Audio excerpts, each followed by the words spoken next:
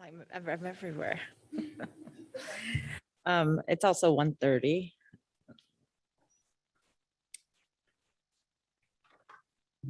Madam Chair, this is Margie. You do have a quorum present, so you can get started when you're ready. Okay, perfect. Thank you. I would like to call the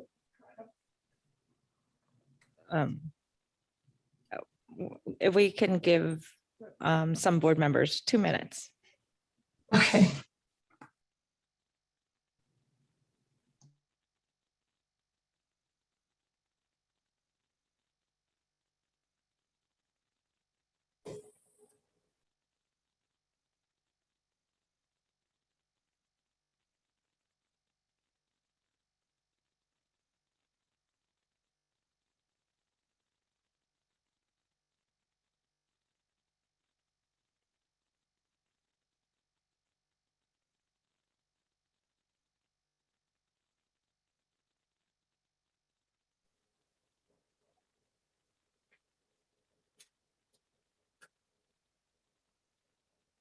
Oh, I got to push to say hello? Yeah, you see how this red thing? Yeah, yeah, If okay. you see that, that's how it'll be. It's on when it's red? Yeah, when you speak into it, it'll be.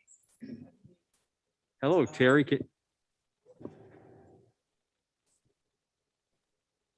I'm here. Perfect. I think we're ready. Good afternoon, everyone. I would like to call the order of the September 1st, 2021 meeting of the TPA Citizen Advisory Committee.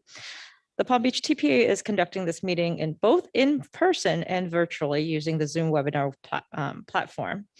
Instruction to join the virtual meeting as well as contact information for assistance are provided on the published meeting agenda. Staff at this time, please call roll and establish a quorum. So before I call the roll, I want to remind members present in person to unmute your microphones by pushing the button on the base prior to responding. Members present virtually, please remember to unmute yourselves. So Ramona Bean. I don't have that she's joined yet. James Bonfiglio, Here. Terry Brown, Here. Mark Bruner, Here. Michael Carter,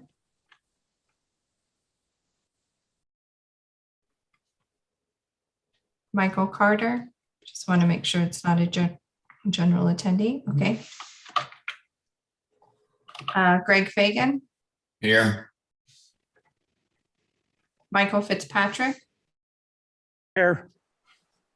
Mark Forrest, Attending. James Garvin, Here.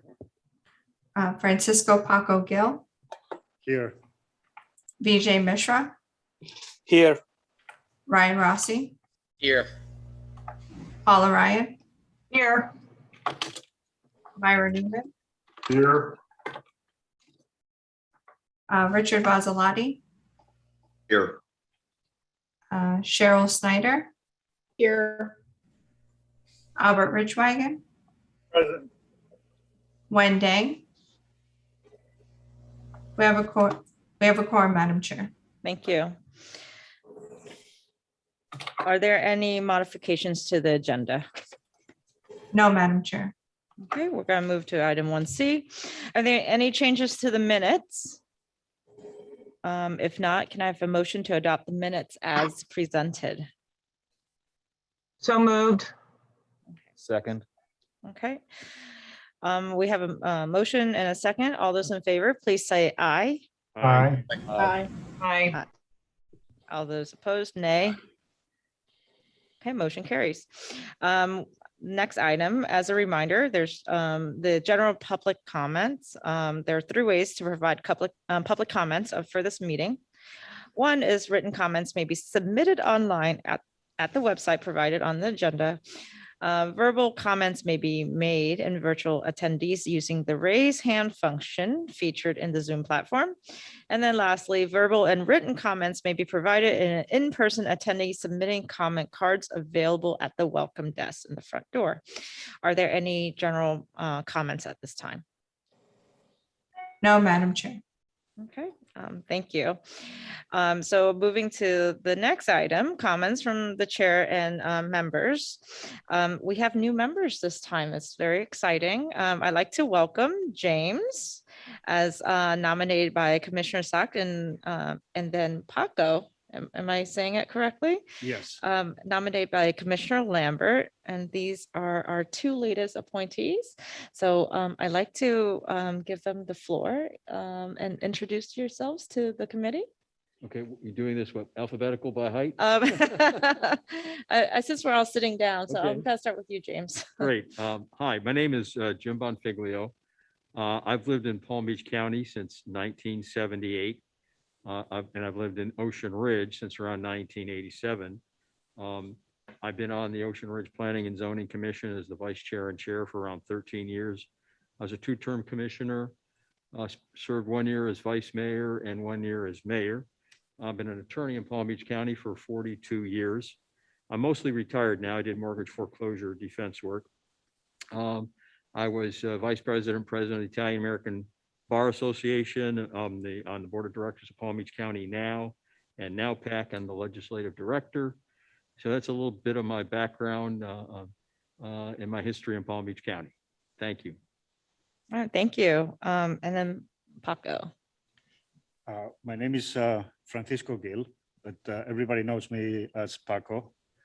I've been in West Palm Beach for 17 years. Since then, always been living in downtown. I work for a family office, a group of companies by the Morrison family. We have a large presence of a big portfolio of real estate in the area.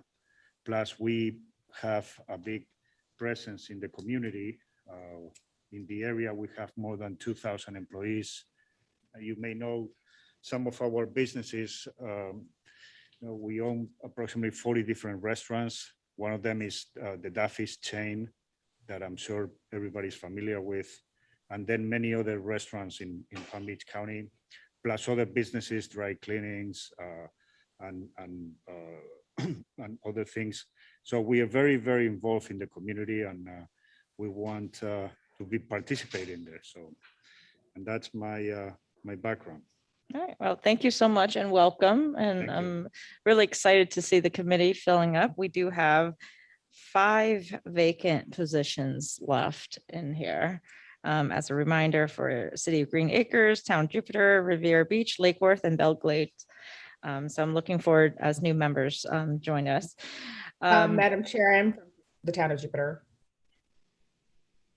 I'm sorry, Madam Chair, this is Margie. We do have Cheryl Snyder from the town of Jupiter. There was an error on our agenda Okay, I that apologize. we failed to include her. So my Okay. apologies, Cheryl and Madam I Chair. just want to let you know I'm here. I apologize, Cheryl. Please introduce yourself. I'm Cheryl Schneider. I actually attended the last meeting in person, and so was able to introduce myself then. But I've been in Jupiter for about 8 years. I'm currently vice chair of the Planning and Zoning Commission. I've been on there for about 5 years, and I'm very active in all the issues in Jupiter. And I was appointed by Councilor Jim Koretsky. And so I'm very excited to join and see what I can do to help Jupiter. Thank you. All right, great. So moving on to item 1F, the CAC liaison report. Jason? Hi, good afternoon, everyone. Now I'll go over the liaison report for September. First item we have is bicycle-friendly designations.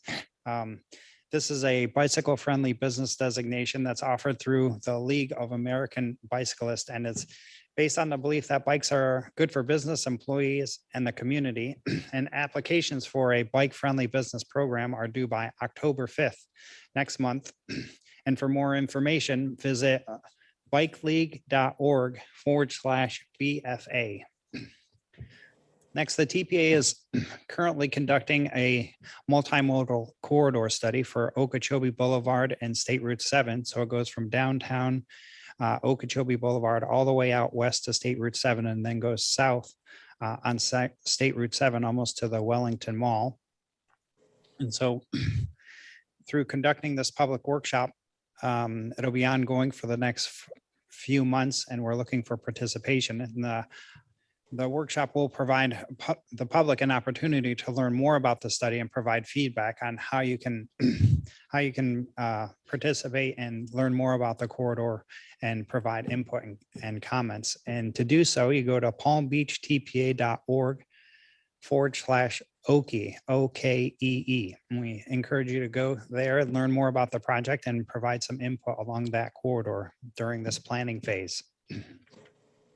Next, the local coordinating board is seeking new members, and this is the Transportation Disadvantaged Local Coordinating Board. So they're looking to bring on new members, similar to what we were doing here for the CAC, bringing on additional members and filling up the board. And so the LCB is seeking members for the role of representatives for children at risk and representatives for the elderly. And for more information about how to apply, contact Kelsey Peterson here at the TPA at kpeterson@palmbeachtpa.org. There's also the Everyday Counts Safety Summit series. And so FHWA is hosting a safety webinars every Wednesday in September.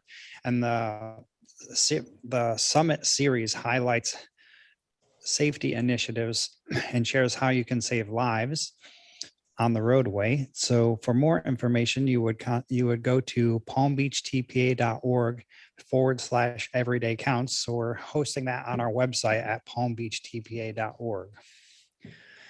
Next is the TPA governing board meeting. The next governing board meeting is scheduled for September 16th, 2021 at 9 a.m. here in the building as well as virtually. And so to view the agenda packet for that upcoming meeting, you can visit our website again at palmbeachtpa.org/board. And FDOT is sponsoring a webinar series called the Transplex Safety Web Series. And so through this, FDOT is having a web series every Friday in October where they'll focus on elements of the safe system approach to eliminate fatalities and serious injuries on the roadway. So to view some of these webinars and to register, you would go to fdot.gov/planning/transplex. And that last part is TRANSPLEX. And again, we have the high visibility enforcement funding, and this is being offered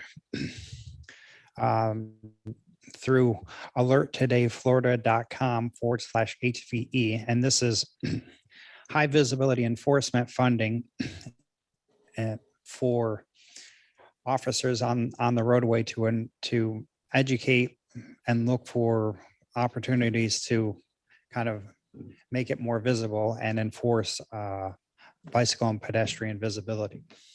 And last is the Complete Streets video. The TPA has just completed our Complete Streets video that showcases roadways in our area. And we've developed a video that we'd like to show now, and we're going to play it for you so you can check out our video that we just completed.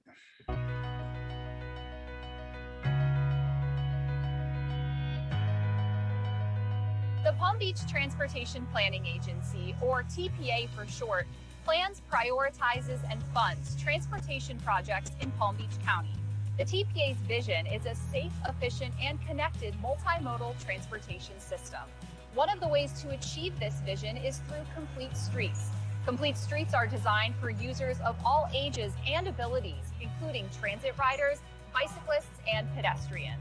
Let's hear about some of the Complete Streets projects across Palm Beach County and Florida. US 1, a federal highway, which was a highway that was running through our downtown, high speeds, lots of accident history. It was a natural blockade for pedestrians. They would stop and not want to cross a 4-lane highway with cars speeding by. This is Okeechobee Boulevard. It is designed for fast-moving vehicles to go in and out of the city. And that's not necessarily what the values of the city has, or the citizen of the city has. This is an old town. We have been established for 70 years, and this road, US 1, has been there for a lot longer than that. We didn't have decorative lighting. We had very narrow sidewalks up there. What is the root cause of why our streets are so unsafe? And it comes down to how we design it. And we design it for cars, and we design it for speed. When I hear from friends and relatives who live elsewhere in the country or in the state, and they see the activities that we're doing to create an environment that is welcoming for everyone, for people in vehicles, for pedestrians, and for cyclists, they want to move here. And we want to make sure that everyone feels safe and welcome here. We were notified by the Florida Department of Transportation that they were going to come in and simply repave a 6-lane stretch of US Highway 1. And we thought we would take advantage of that time to be able to look at something that would be bicycle friendly, pedestrian friendly. The concern was it's different. It's changing. I've always been able to have 6 lanes on this highway. It wasn't so much that it was a bad idea. It just wasn't something they expected or wanted. And that was until we got this project really done. Well, it was about 6 years ago when the city of Del Reach reached out to the school and let us know that this was an improvement that they were considering. We spoke about it with our CAC members, our community stakeholders, who also had concerns about the safety of students coming and going. Everyone was 100% in favor of it. We had an engineering firm come in and take out a lane with little barriers that didn't look so good for about a year to study the traffic impact. And what we learned was we were able to slow speeds by between 6 and 10 miles an hour, depending where you were on the corridor. The accident history in the study area went down 50%, which is extremely significant. And at the intersection of US 1 and Atlantic Avenue, we saw a 75% reduction in traffic accidents. The great thing about living around here, at least on Cumberland, is that when I do go out for a bike ride, I am safe. I have what some people might call armadillos along the road that separate the bike lane from the car lane. It really does add a layer of protection for the biker. We said, you know, it's not good business to have people driving 65 miles an hour past your main street. We have to slow it down, which is good for the economy. Once the narrowing came in and the bike lanes were added and the landscaping was added, people start to see what it could be. So the potential takes over. And what we did is we turned a highway into a neighborhood. There are less parents driving because the kids that live closer are now able to walk. So it's offloaded the number of cars that are coming and going in the afternoon. So by interconnecting the roadways for bicyclists and vehicles and pedestrians, it gives all residents the ability to have access to resources in the neighborhood, such as medical resources, job opportunities, educational opportunities, and that's what we want. I truly believe that if we work together and that we all know what the end goal is, that we can get there. As we've seen, Complete Streets can help create a safe, efficient, and connected multimodal transportation system. The TPA looks forward to working with local municipalities to implement Complete Streets projects across Palm Beach County. To learn more, go to palmbeachtpa.org/complete streets.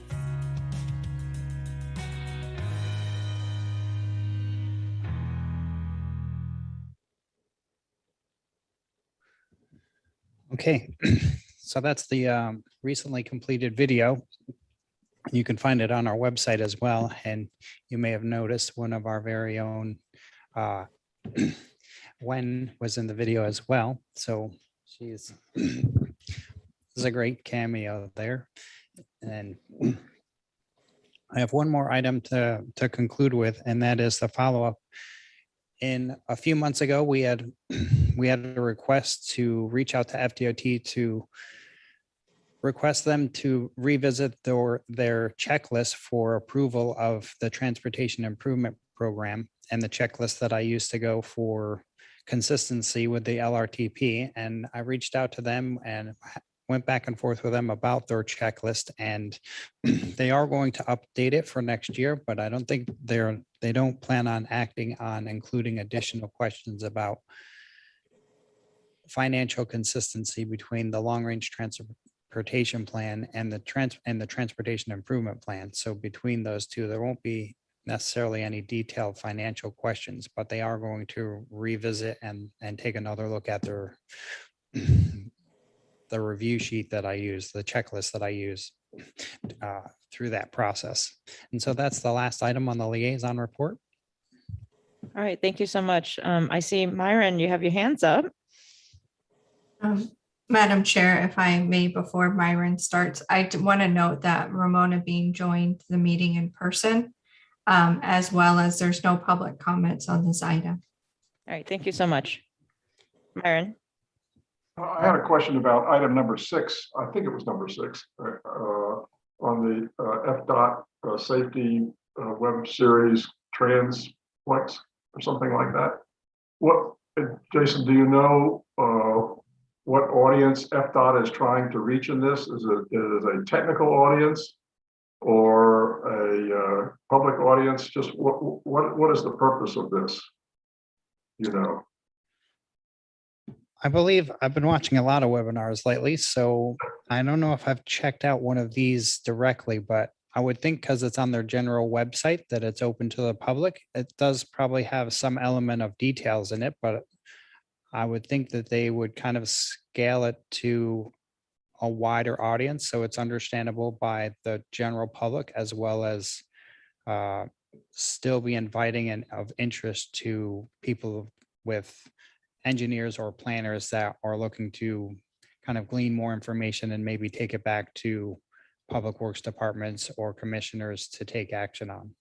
So, and see, I would guess it would be more for the planners and whatnot. But on the question of the consistency between the TIP and the long-range transportation plan, I scratch my head. By law, the TIP is supposed to be consistent with the financial forecasts of the long-range transportation plan. And I scratch my head about why FDOT is not willing to include that as a checklist item for the TIP.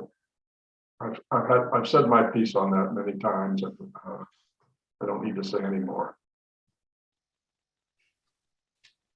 All right, thank you. Are there any other hands up? I do not see any other hands raised. Okay, thank you. So we're going to be moving to item 2 on the agenda, which is an action item. It's a motion to recommend adoption of amendment number 1 to the TPA's fiscal year 22 to 26 TIP. So Jason.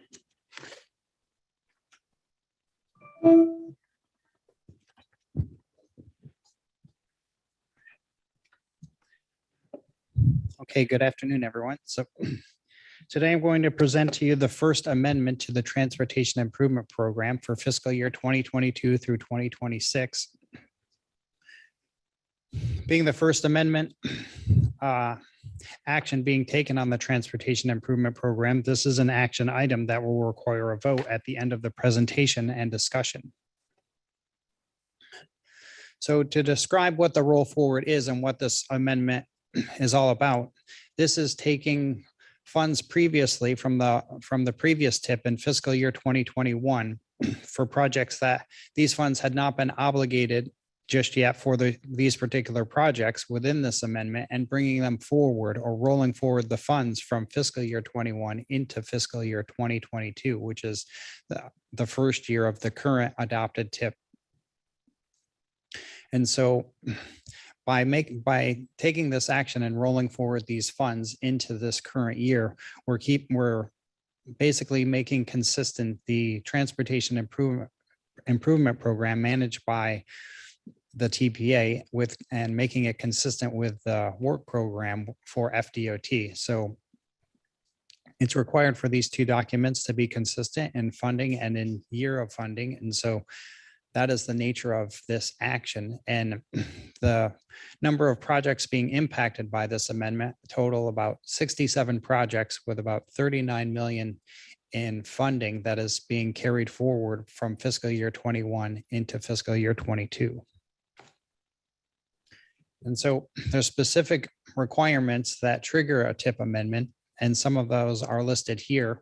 And this is in effect for any amendment that comes before you that requires some kind of change to the TIP through by way of an amendment. And that's triggered by either a project being added or deleted from the TIP document. The cost increases more than 20% and $2 million, or there's a scope change to the project. And that is through a change in the length by a half mile and 20% of the project, or the number of through lanes changes. And as always, with amendments, the only projects that are impacted by amendment are the ones listed in the amendment itself, and does not affect any other projects that are listed within the Transportation Improvement Program. Now, the next three slides are just snapshots from the overall 67 projects that are listed as part of the roll forward. These are the projects that have the highest amount that's being rolled forward from 21 to the current TIP 2022. And you'll see the far right, there's three columns. The first one is the current TIP document that was adopted in June. The second column is the amount of funds that's being rolled forward from the previous TIP in 2021 and being rolled into fiscal year 22 of the new TIP. So the final column shows you the addition of the roll forward funds into the current TIP, and will show the new amount that will be reflected once this is adopted. And it goes from descending order from the largest amounts being rolled forward to the least amount. And the cutoff for illustration purposes is 500,000 in total funds by phase. So here you just see some of the top ranking projects, followed by a few more, which are around 1.5 million. And then it just goes in descending financial order from about 860,000 to about 623,000 in terms of the projects with the highest amount being rolled forward. And so with that concludes the presentation on the Amendment 1. And at this point, I'll ask for a motion to recommend adoption of Amendment 1 to the Transportation Improvement Program. All right, thank you. Are there any comments from any members at this time on the presentation? I have Michael Fitzpatrick with his hand raised. Well, first of all, do you need a motion before we discuss? Either or. Okay. Yep. My question is, if the purposes of this is to sync up our local projects with the state project, how did they get out of sync in the first place? Okay, well, all of the projects within the roll forward are FDOT projects. So they're not necessarily local projects. There are local projects within the TIP, but Local those, funding then. yeah. Well, the funding is all federal funding as well. So to be consistent, for FDOT, when we advance to a new year in the new TIP document, there's a TIP document that has to be consistent with FDOT. And so this is the formal action to align the funds as they advance from one year to the next. This is automatically done for FDOT and FHWA, the federal funding source for the funds for the project. But we have to do that kind of manually or formally through an amendment to keep the TIP consistent with the STIP. So it is all federal funding, and it's federal funding moving forward. So it's not necessarily a local fund or local projects, but this is just like the follow through to keep the funding consistent with FHWA. So maybe my memory's fading, which it is, but does that, we do this every year then is what you're saying? Yes. Okay. Annually, the first change to the TIP document is typically the roll forward report or the FDOT request to advance funds from the previous fiscal year into the current fiscal year for the current tip, because those funds, as the new tip is adopted, fiscal year 21 kind of goes away and fiscal year 22 becomes the new current year. And so funds that were unencumbered or unused have to be rolled forward or at least carried forward to the new current year so they can be expended and drawn down for those particular phases for that project. Understood. I make a motion to approve. All right, thank you. I have a motion on the table. Can I have a second? I'll second the motion. Okay. I'll second it. Greg Fagan. Well, thank you for the support on the motion. So it's going to be a roll call. Madam Chair, just for the record, I don't have any public comments on this item, but I did have a motion by Michael Fitzpatrick. And I thought my second was Mark Bruner. You do have Mark Bruner. You also have James here and live here that made the motion or second the motion. Okay, so if Mark's okay with me just leaving it as is, I'll note that for the minutes. Yeah, that's fine. perfect. That's fine with me. Okay, so the motion on the floor is to recommend adoption of amendment number 1 to the TPA's fiscal year 22 to 26 transportation improvement program as presented. As a reminder, please unmute your microphones by either hitting the button on the base or unmuting on your computer. When I call your name, Ramona Bean. Yes. James Bonfiglio, Aye. Terry Brown, Yes. Mark Bruner, Aye. Michael Carter,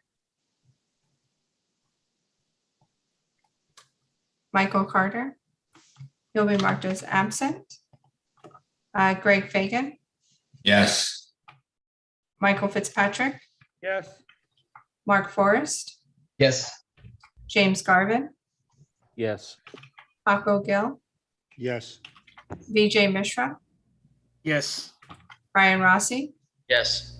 Paula Ryan, Yes. Myra Newman, Yes. Richard Vazzalotti, Yes. Cheryl Snyder, Yes. Albert Richwagen,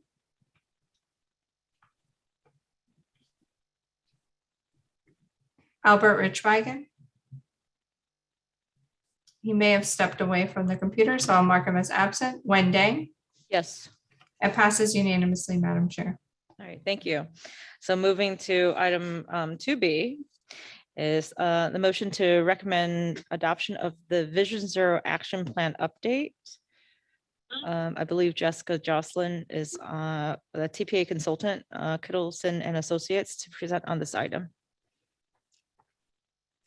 Yes, now I have my camera working. Can everyone hear me? Yes.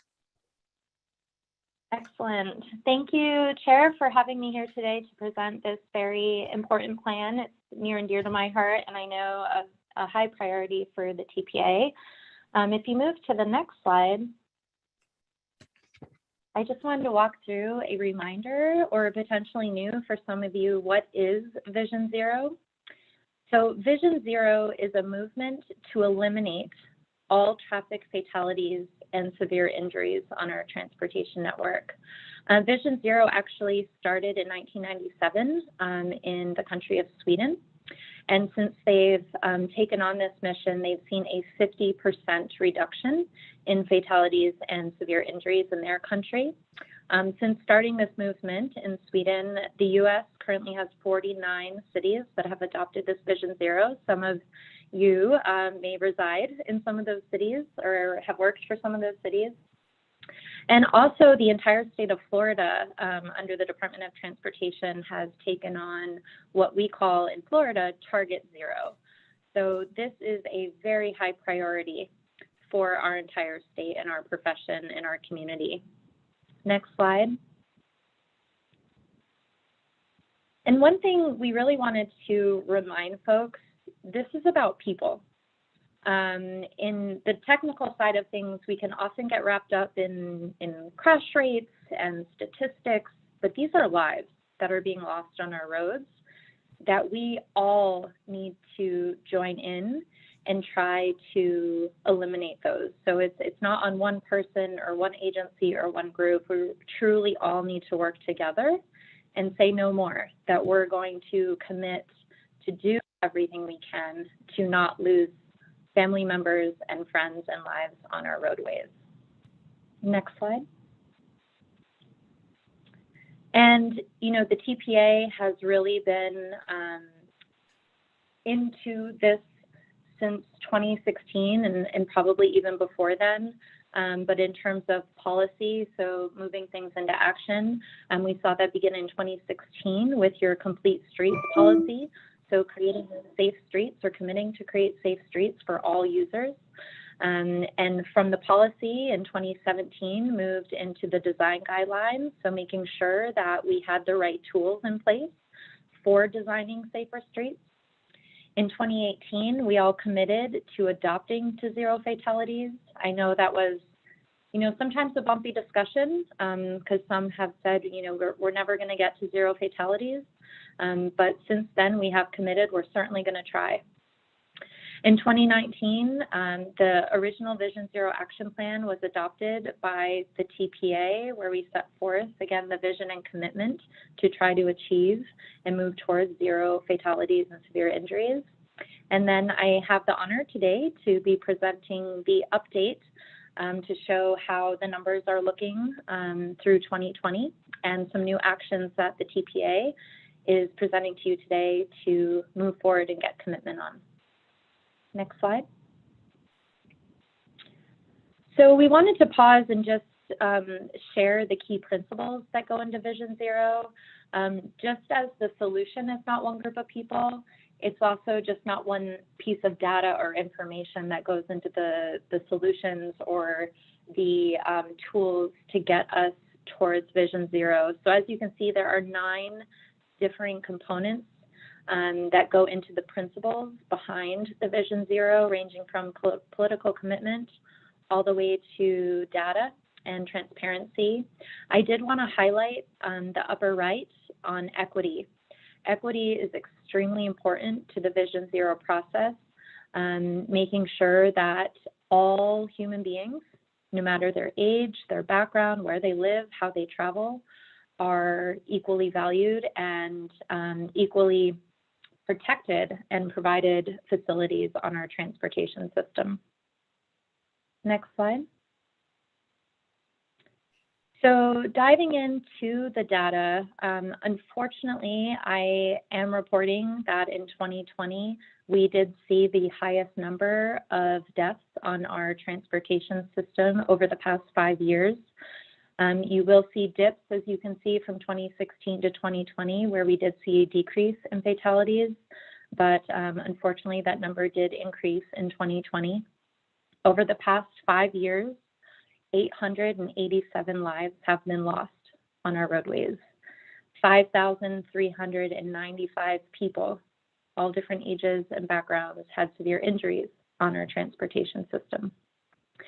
And, you know, Palm Beach County, as you know, either being residents or working there, it's a large area that we need to work on creating a safer system for, and it's about 2,000 square miles. We are approaching 1.5 million people, so we have a lot of work to do to reach our community. And we also need to consider the various age ranges in our community. Almost 1 in 4 of the residents of Palm Beach County are 65 years and older. And that's just one example of we need to be thoughtful in how we tackle the safety issues on our roadway so that we can accommodate the 65 and older population and also keeping in mind younger populations and everyone in between. Next slide. So looking at what we call the high injury network. So the high injury network was identified really through a formula. In all honesty, though, Vision Zero is for all roadways to be safe and trying to achieve zero fatalities and serious injuries. But we do like to, on the engineering and planning side, at least start where the need is the greatest. And that is what we are calling the high injury network, where we saw the most amount of fatalities and severe injury crashes occurring. So when looking at the high injury network, most at risk, and this is common throughout the country, are your older adults, your pedestrian and cyclists, and also your traditionally underserved communities. Looking at our data, we also found in Palm Beach County over the past 5 years, critical crash factors occurred on Fridays and weekends, and during the nighttime from 7 to 10 p.m. And we have a sample of worst streets in Palm Beach County. This list certainly doesn't stop at 3, but the 3 samples that we pulled from the data set to share with you are Glades Road, Boynton Beach Boulevard, and Okeechobee Boulevard. What's important to share with you is the trend is the larger, wider facilities with fast speeds occurring on them tended to float to the top in terms of facilities that really have the greatest need for improving safety. And often that occurs just simply from the amount of people traveling on them. You're going to have greater exposure to potential crashes, but it's still just as important. Even if the exposure is high, we still want to get to zero fatalities and injuries. Next slide. So it was very important in this update that the Vision Zero align with your strategic plan. I know a lot of thought goes into the TPA's strategic plan and commitment across all of the committees and the board. So first was implementing and updating the Vision Zero action plan. So I applaud you all for having that done in 2019 and the update this year.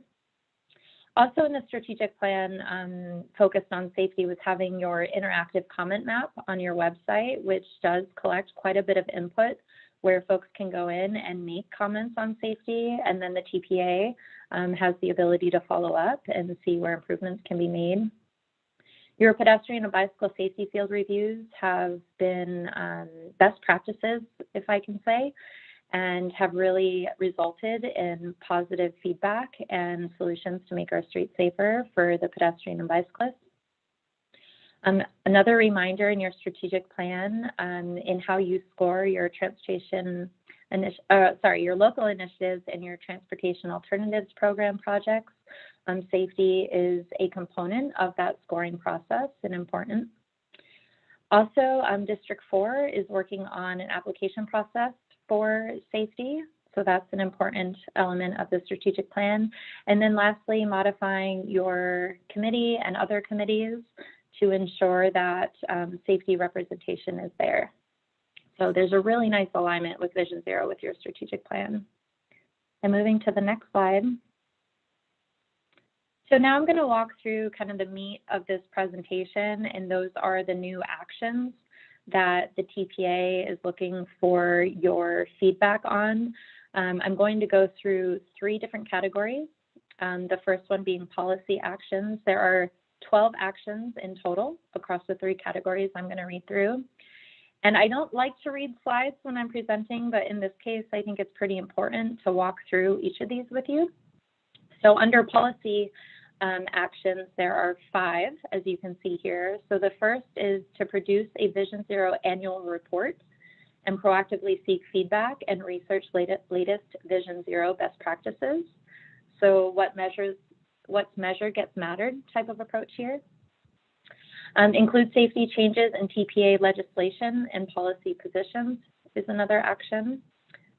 Identify target speeds for high crash corridors based on context classification and safety. I know that has a lot of planner jargon in there, but you're going to be hearing a presentation on target speed and what the Department of Transportation is doing there. So we're looking forward to partner with them.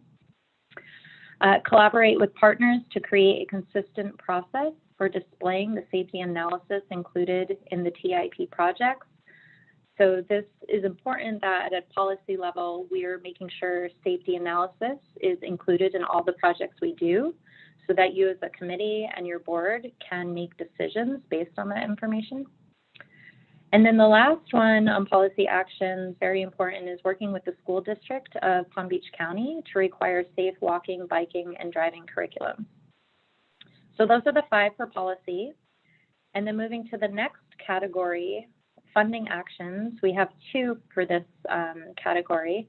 The first is work with signal maintaining agencies to make signalized intersection crossings more pedestrian friendly. And then the other one of the two is evaluate safety aspects of TPA funded projects 1 year after construction completion. So again, we want to make sure that as a TPA, we're collecting before after data so we can continue to help increase the knowledge that goes into our decision-making process. And then the last category that I'll be walking through is the culture actions that the TPA has identified. So we have 5 here. The first is to provide reviews of fatal pedestrian and bicycle crash reports, including observations and potential actions. The second is to collaborate with roadway owners, such as the county or the state and the cities, to maintain a detailed data inventory to provide more effective analysis of complete streets opportunities. The third is to implement a Vision Zero media and public education campaign. I know Melissa at the TPA has already begun that effort with Cassidy and her team. The fourth is to host an annual Vision Zero workshop for local communities and agencies. The theme here is really the TPA can't do this on their own, of course, that we want to partner with the local agencies and just expand from there so we can each get the word out and provide our thoughts and education and ideas into making our streets safer. And the last one for the culture actions is to participate in a Vision Zero safety event, as well as other local transportation safety events, and encourage those events to be held in those traditionally underserved communities that I noted are most at risk. So that, in summary, are the 12 actions that are part of this Vision Zero update. So with that, I am done with the presentation on Vision Zero, and I'm happy to answer any questions, take any feedback from the committee. All right. Are there any comments at this time from the general public? I did not receive any comments. Okay. How about any comments or a raise hand function from committee members? I have Paula followed by Myron so far. And then James. So can we go in that order? Paula, Myron, and then James? Yes, thank you. I just want to compliment you on your report and the presentation. I thought it was extremely comprehensive. And I like that every time we see this, it's growing more and more. And I really look forward to seeing funds be put into projects or funds awarded to projects that take these policy and data into consideration. And I am looking forward to increase infrastructure dollars down to Palm Beach County. So I just want to say thank you to the TPA and to you, Jessica, because it keeps it in the forefront of everybody's thinking, and it's right in line with everything else that's going on. So thank you for the report. Thank you, Paula. I really appreciate your feedback, and I'm glad we have a strong partner in you to push this forward. All right, thank you. Myron? I too thought the report was very well done.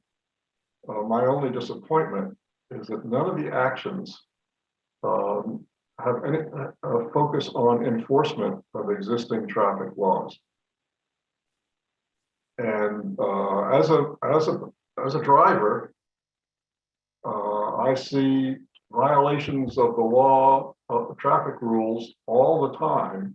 That in some of the intersections that are marked on your map as dangerous intersections, and in particular, the bicycling community seems to have total disregard for traffic laws. And I wonder whether any aspect of enforcement should creep into the Vision Zero plan. Thank you. Thank you, Myron. That's an excellent point you made. I am working closely with Andrew in connecting with law enforcement to see if there's more opportunity to pull that stakeholder group in. And we are exploring the idea of bringing law enforcement more as a presence onto the TPA committees. So we're hopeful that that partnership will move forward and we can make some progress there. Yeah. Thank you. And last comment, James. Hello. Thank you very much for that report. It's very nicely done, very detailed, and I do appreciate it. But as part of the plan, you've identified internal benchmarks and internal things to do to progress towards Vision Zero. But based off of 5 years of varying fatality and injury statistics, are there any other hard metrics that we can look at and track towards progress aside from just, reduction in fatalities and injuries? Yeah, that's a hard question. I know in the last talking to the TAC, even discussing land use choices and decisions and how we develop our community, it's just a very complicated, multi-layered world in terms of how we make our streets safer. So we are trying to identify a comprehensive and diverse set of metrics for which we can measure. One of the struggles we run into is having these kind of outside the box metrics or things outside transportation crash information, is that the data is not consistent or readily available across all of our communities, which makes it hard to use it in our decision making. But certainly if this committee has any ideas on additional metrics, we are happy to research and explore that. And, even if we put it in now as this is something we want to measure, even if we can't today, that certainly is something we're considering and happy to incorporate. So James, I don't know if anything comes to mind specifically, but we're there with you, understanding it's not that simple. No, I don't expect it to be simple, but like I said, I want to make sure that if those efforts being put towards a plan, we can document successes when they happen. So identifying those when possible is, aside from just fatality injury, which is very important, would be useful. So. Yeah. And one thing that comes to mind, Chair, if you don't mind me just adding in the before after action item that is in the action plan, we're hopeful that will bring us some momentum in individual locations that we'll be able to see a positive change in trend from a safety perspective. So that one thing comes to mind that we can report back as projects are implemented and ideally see a trend in the right direction. Right, this is Myron Newman. I have my hand raised, and to make exactly that point, this committee was very active a couple of years ago in encouraging incorporating scoring for safety into the process in which one decides whether projects get funding or not. And we talked about before and after studies then. I have to tell you, I think that's great. We should do that. As an engineer, I think 1 year before and 1 year after, not sufficient amount of data to really understand whether improvements in intersections have really, for example, have affected safety. And one needs to collect more data than that, typically 5 years before and 5 years after. And elsewhere in the transportation field, for example, when signalized intersections are converted into roundabouts, typically they compare 5 years before and 5 years after, because 1 year's data can be very episodic. Yeah, Myron, actually the technical committee this morning also recommended 5 years. So I think I don't want to put words in Andrew's mouth, but I suspect we're going to be expanding that. So excellent point. All right, thank you so much. Are there any other member comments on this item at this time? Oh, Ramona. Jessica, thank you again for the presentation. And I'm glad you went through the 12 different things. And I noticed that one of them was referring to the target speeds and adding on to what Myron was just saying about studying the data, because correct me if I'm wrong, but I'm sure Target Zero folks that have been working on this found that last year there's so much speeding, and that's just a difficult metric there because, you know, folks were really stressed out with pandemic ongoing and whatnot. So I worry about feeling that we're not succeeding in some areas with some of these visions here. So anyway, I support it, but I just want to say thank you so much for presenting this, and that we're looking at it particularly on the data and the metrics we're bringing into measure, you know, how we can help avoid more of these fatalities and such. Thanks. All right, great, thank you. Thank you, Ramona. Are there any other member comments? Thank you so much, Jess. You know, this is definitely a very thought through report. I agree with Myron in reference to enforcement. I do think that you can't engineer, by the time that we wait for physical changes to happen in a capital perspective, it'll take too long, right? So the immediate result is really looking at the data that you have and enforcing at the right time in the afternoon or in the weekend. And that's where, and it's very difficult for the TPA to really set that goal without having to work with local law enforcement. And of course, I'm sure that the sheriffs or even local city police departments will be on board of this, and knowing that these type of enforcement works, because there's no way that you can diversify how much time and effort the police department can put into traffic enforcing. But you have good data, you know where the high crash corridors are at, and you know what time of day that those frequency of the crashes are happening. And I think that's where you can help, the data that you produce can really help cities. The other thing is, I think adopting a Vision Zero policy really sets a framework for the TPA, but also encouraging local government and local agencies within Palm Beach County to adopt their own policy. So every community is accountable for its, its network, because it's a system and we all need to work together.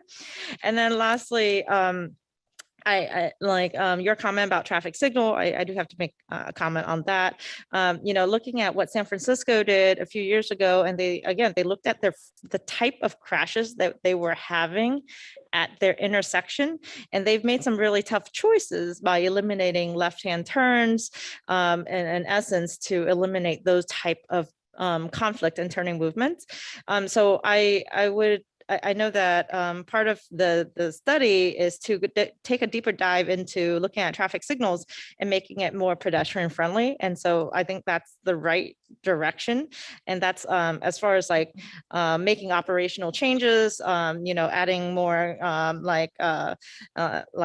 leading pedestrian interval, whatever that may take. I think those little changes can happen very, very quickly that will yield the right result. So thank you so much for your presentation. Yeah, thank you. I'm taking notes from everyone, and I look forward to bringing all this feedback back to the group and finalizing this in a collaborative way. Thank you. Yeah, great. So James, one more comment. One more thought, sorry, real quick. But one of the things I'm looking through the action plan, and perhaps it would be beneficial to do macro examinations. Perhaps there's an intersection that's been historically bad that was then invested into, and then we can then contrast that with a pro. Because when you're looking at these statistics, you're counting on a county level.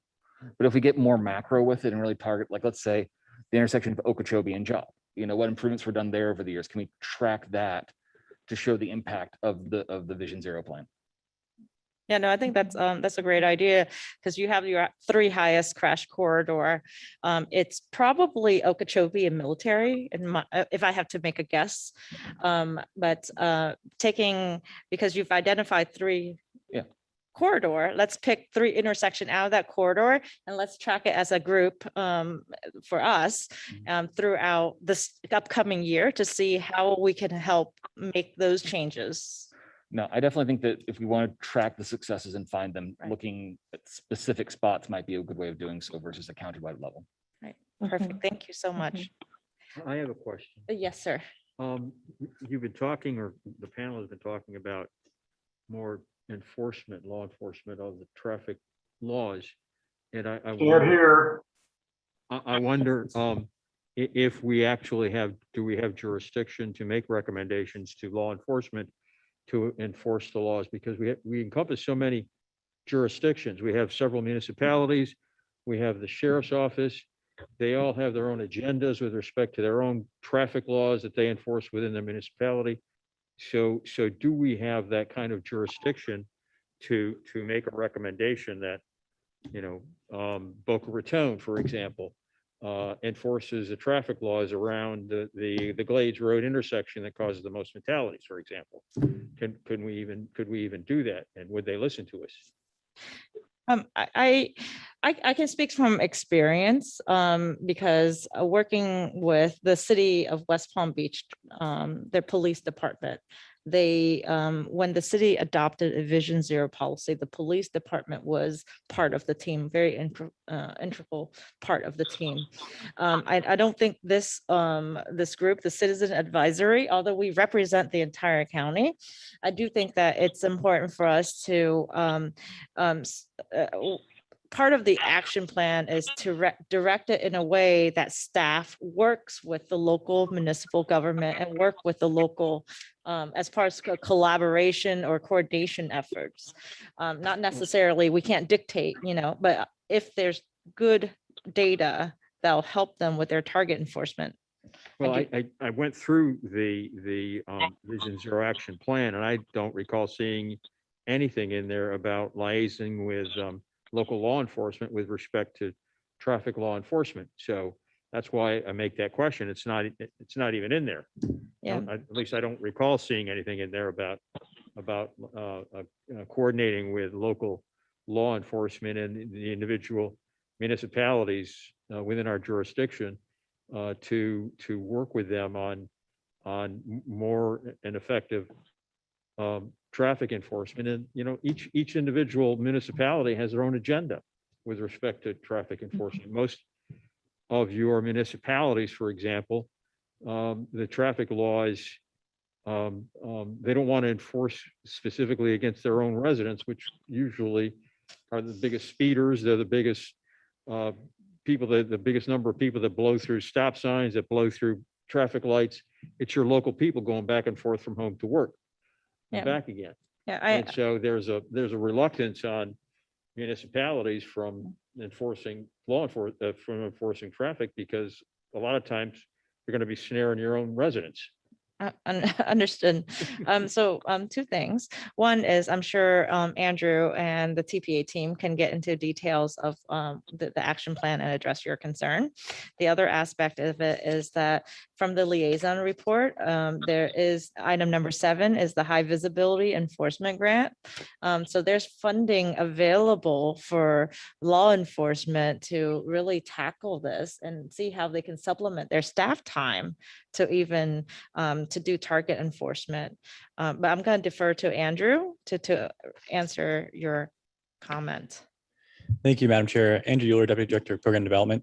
I was about to say what you're about to say, actually. When it comes to enforcement, well, going back to this action plan, we're trying to gear the action plan specifically towards actions that the TPA can do as a body and the staff can do in their time to move the needle towards Vision Zero. And I think one of the toughest ones is enforcement and what we can actually do as a TPA. Because as you mentioned, there are a lot of different jurisdictions out there with their own law enforcement. And the way they tackle that right now is when it comes to enforcing these issues, those high visibility enforcement grants, those are ones from FDOT, and they actually do a really data-driven approach to those.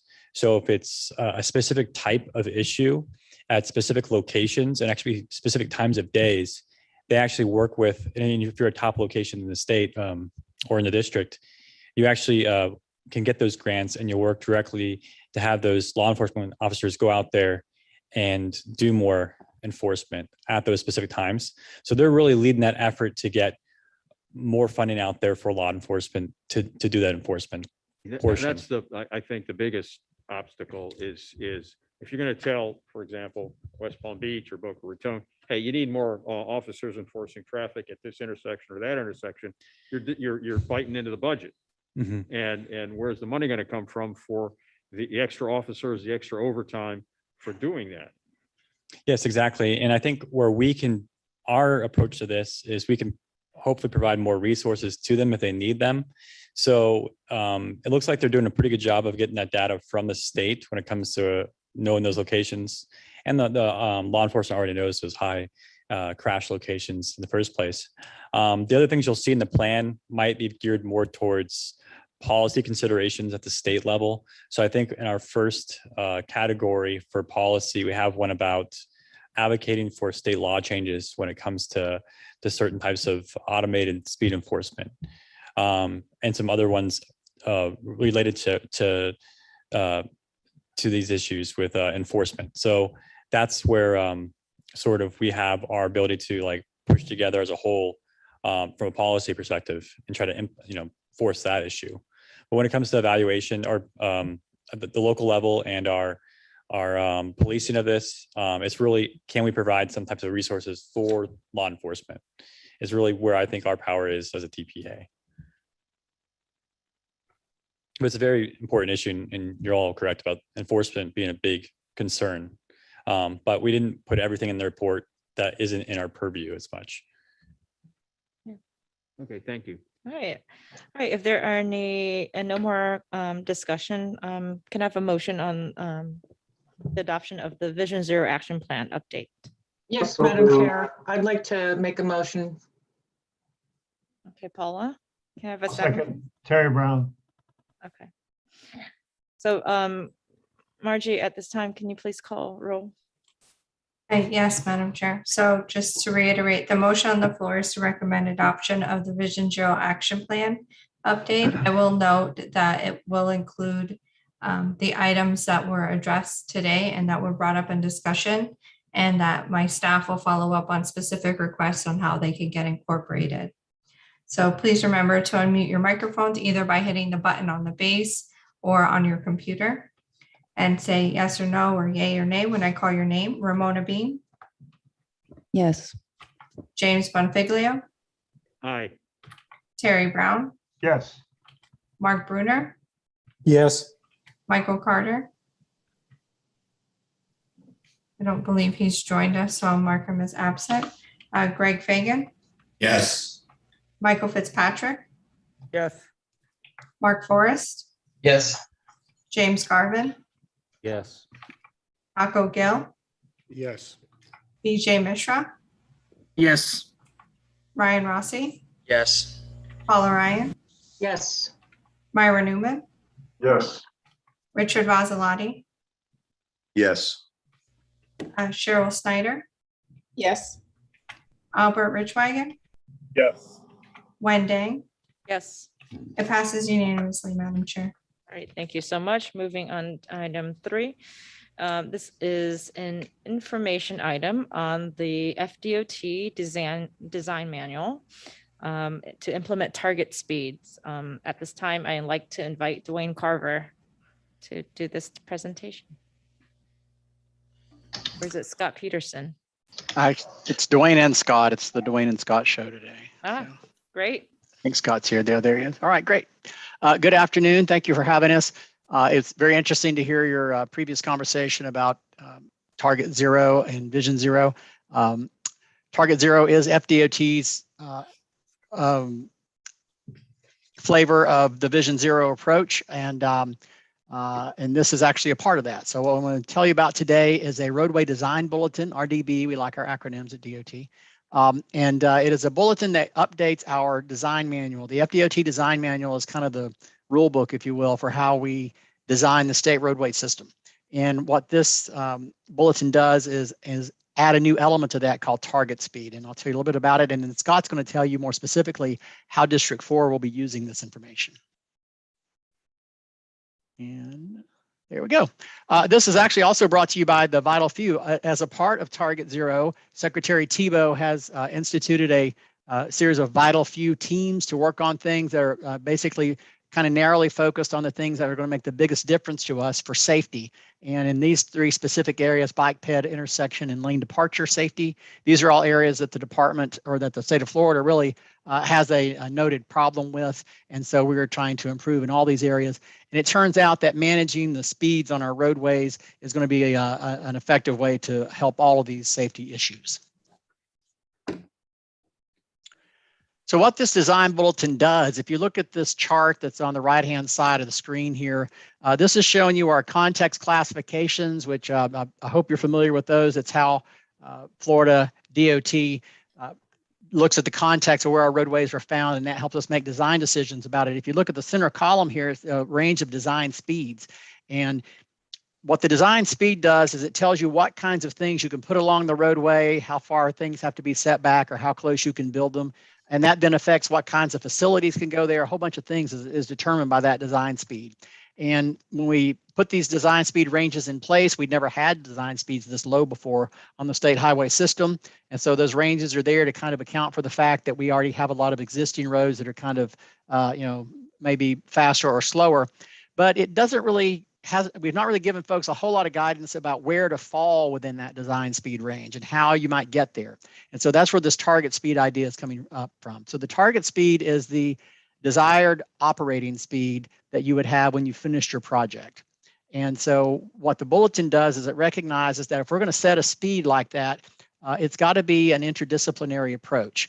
A lot of times what we found is that the city planners and the context classification folks who spend a lot of time looking at this information, they have a pretty good idea what a target speed might need to be there. That has got to be relayed to the other folks on the team, and then they can talk about it. And it turned out that nobody really understood how we're supposed to pay for it. And so the work program folks have to get involved as well. So it's an interdisciplinary team that helps us set that. And it requires that you have a target speed any place where you have a design speed. Not all projects require a design speed, but if you do have one, you've got to use a target speed first to help you set that design speed, again, picking it from within this range here. It provides a little bit of guidance on how those target speeds should be selected within the FDM. That guidance will be there. And also we have a context classification guide that will have additional guidance on it, but that's something that we'll just have to do training and keep providing materials on that. And the bulletin recognizes the district as continues to be actually the final decision maker on the design speed for the project. So it's a state road and we're responsible for it. And so the decision to what that design speed will always be made by the district in the end. I wanted to share with you a little bit to kind of illustrate the complexity of this, so it didn't look like you just kind of pull a lever and a target speed pops out the back end of the thing. There's a lot that kind of has to go into this. And so the process that we go through here, and this, it's a little different if you have a project with a planning phase, like a PD&E project. A lot of this target speed work and discussion might be done as part of PD&E, but a lot of our projects don't go through that phase. They may be a 3R project, for instance. And wherever it is, at some point, however the project starts, it gets to a point where you've done your context classification review, you've done your planning phase, and you've had some discussions about what might be a reasonable target speed on that particular project. So then there's another step you have to go through where you set the design controls for the project so that you can then go out and build it. And that's where you have we'll be having a lot of discussion about, well, we think the target speed would be great if we could reach this target speed. What do we think we could actually build and design? And this is when you start looking at what the options might be to help you affect that target speed. And there's another step when you maybe have some ideas about how we might be able to achieve a particular speed, got to go through scoping and budget and see what we can actually afford to build on that project. It may just require something that we just don't have the money to do right now. Can we go find that money somewhere else? Can somebody else help us pay for it? Those things have all got to be worked out so we can get a scope and budget to move ahead with. Once all that's done, that it can go into work program, it can get its allocation that it needs for that. Then we can design the thing and make sure that it's got all the pieces that we need based on the money that we had to spend on it. Then we'll build it, and then we'll monitor it and see how well it works. So that's the idea behind this target speed process. We start with an idea what the target speed would be. We have a lot of discussion about what we could actually design and build on that. And then we agree on what the final target speed and design speed are going to be, and we roll ahead with the project at that point.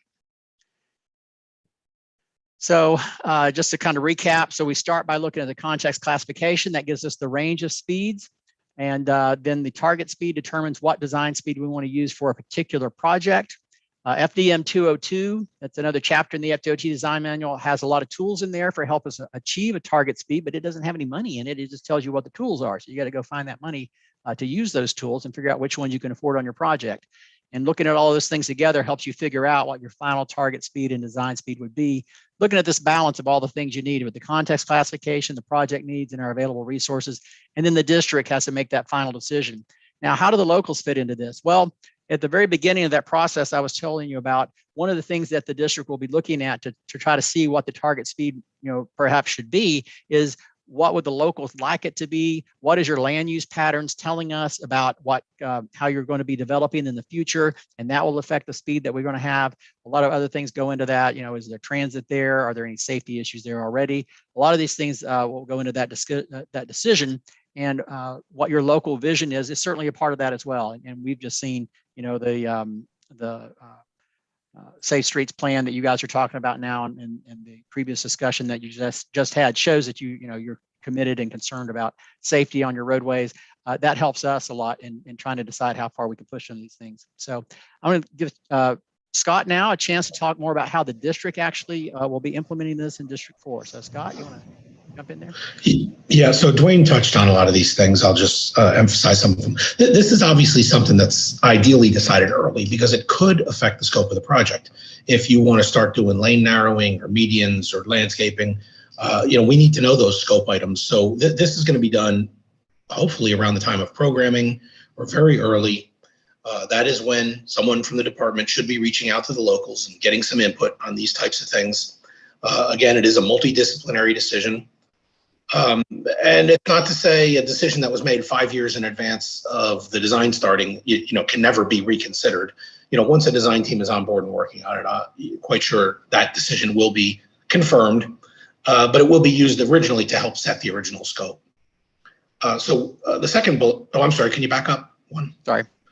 The second bullet there acknowledges we got a whole bunch of projects that are past programming and are already in design that are sort of past the phase. And since this bulletin is to be implemented immediately for all projects that are early in the design phase, we will have the design teams make recommendations to the multidisciplinary team in the department, considering those factors I'm getting ready to talk about on the next slide. So we're not going to overlook those. We're going to go back and retroactively do target speed on ones that may have already started design.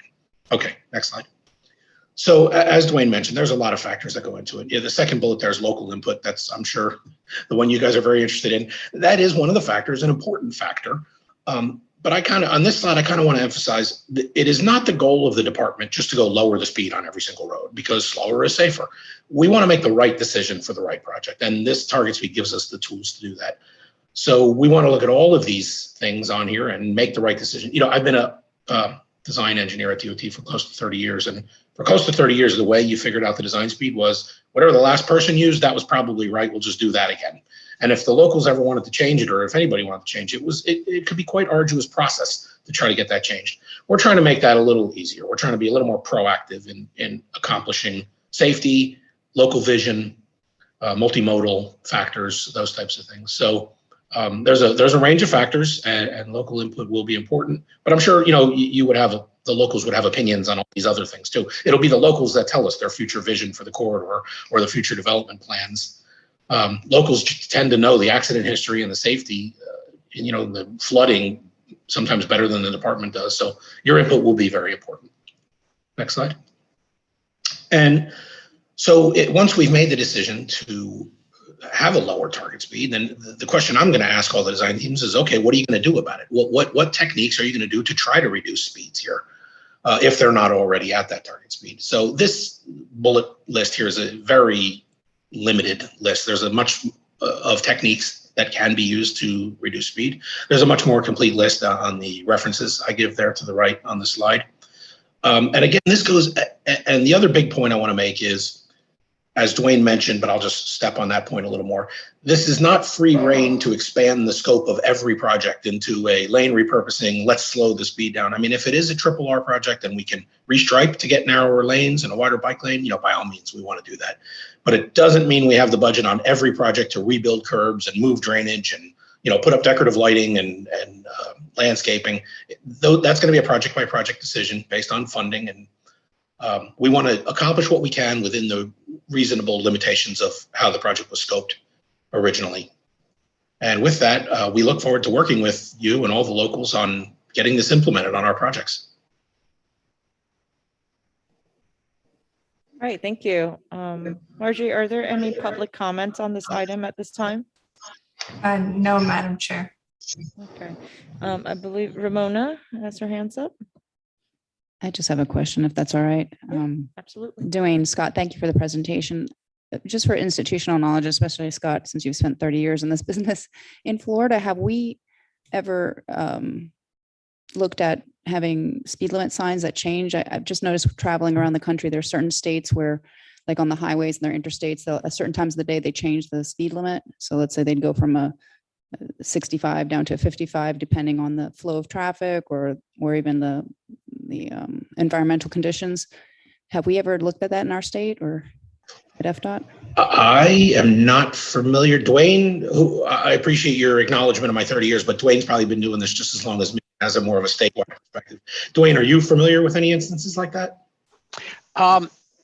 Not specifically. I know the technology that you're talking about, and there are some really neat ones out there. And the traffic operations, traffic engineering office at the department is looking into a whole range of things like that, including leading pedestrian intervals and things like this that we haven't normally done. So that is something to consider. I know we've seen the different day and night speed limits.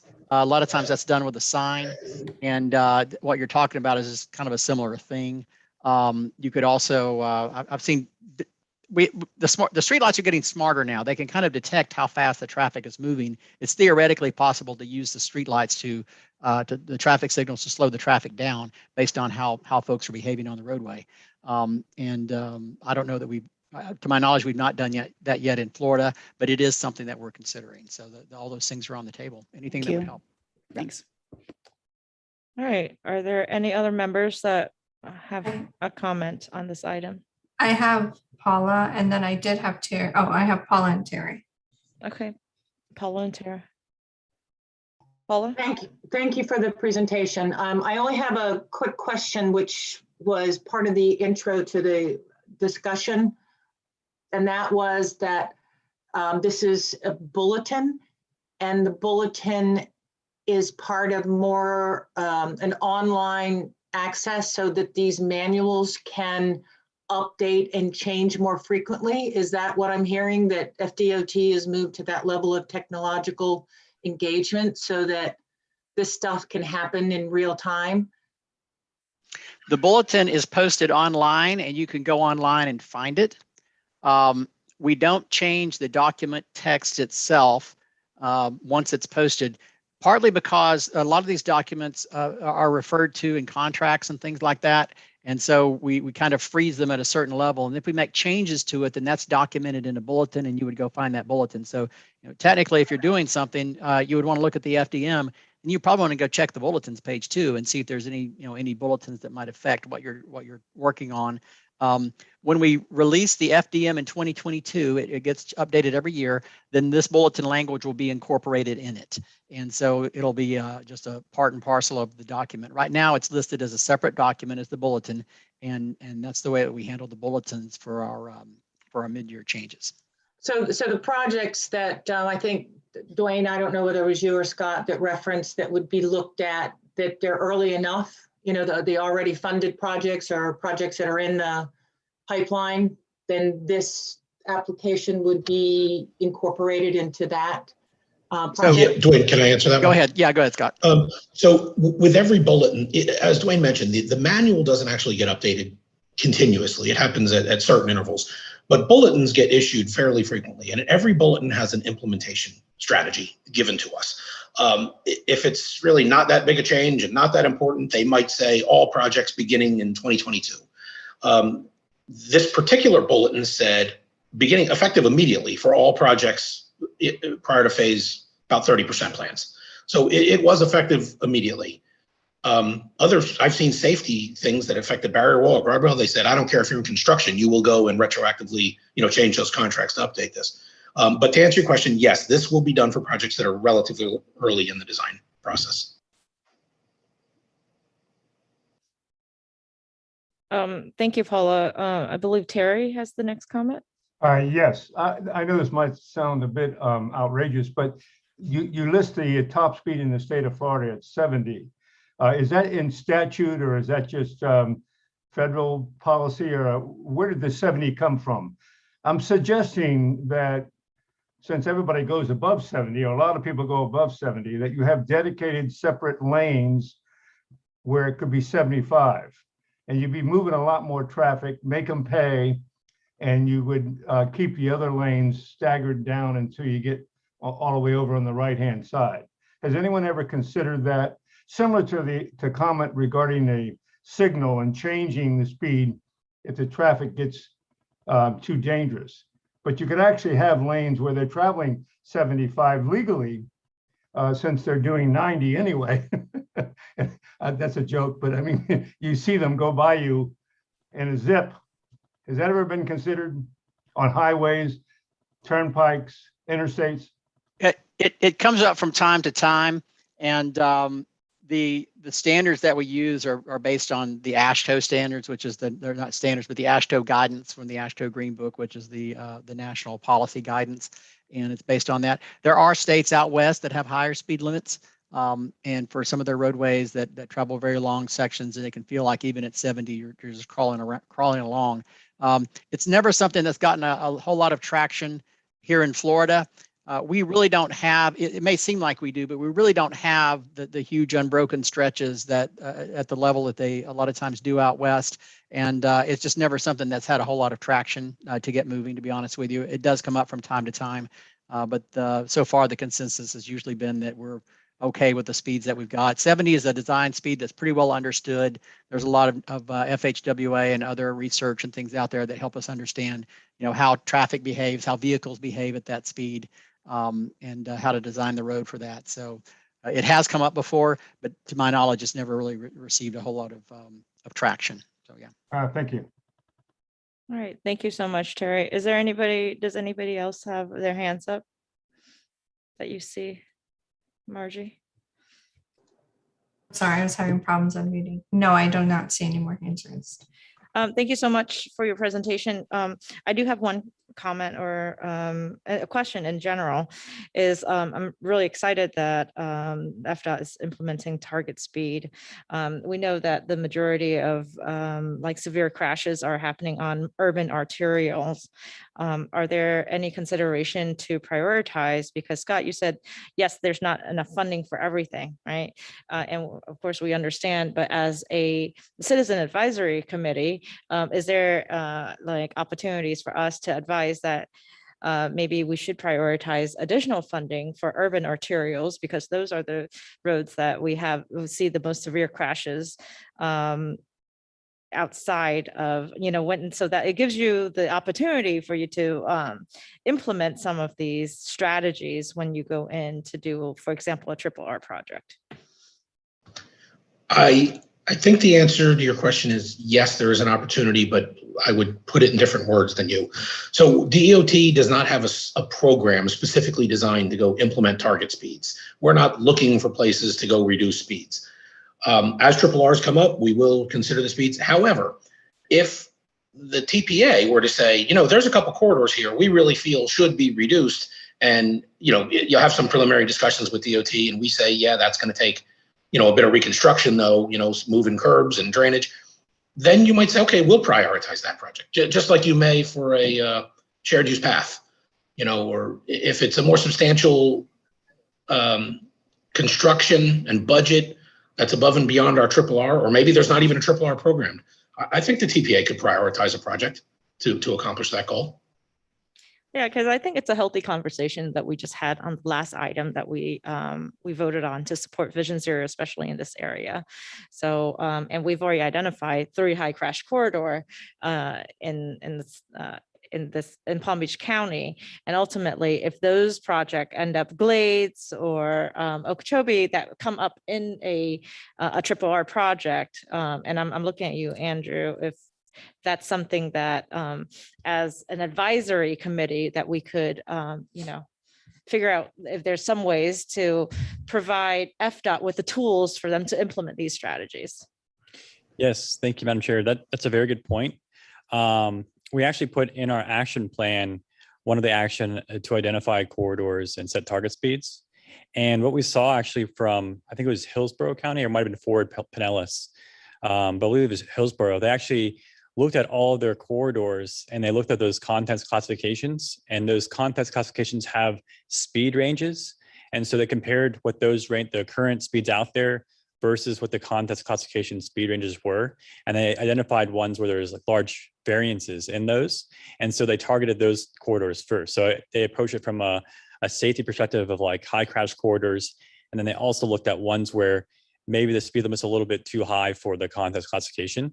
And so that was a good place to start. And I think we can do the same here at the TPA, where we look at those high injury network corridors and then see where there might be places where it's already a high speed at the higher level of the contents classification that's out there. Okay, perfect. Thank you.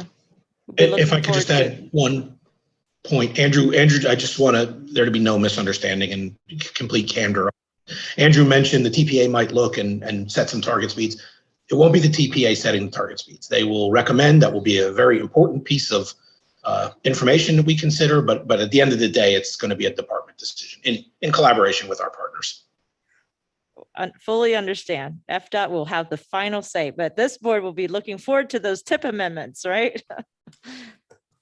Thank you so much. Madam I don't- Chair, I'm sorry. Yes. I do have Michael Fitzpatrick and Paula Oh, Ryan I'm with their sorry. hands raised. I apologize. He's No, right no, here. my question is not related to this. It's an agenda question, which doesn't need to be right now, but before that, well, basically, I noticed that I misread it and member comments have already come and gone. It would be possible to make a comment before adjournment. If it's related to this item. Not this item. That's Not what I this said. item. It's not- What- Doesn't matter.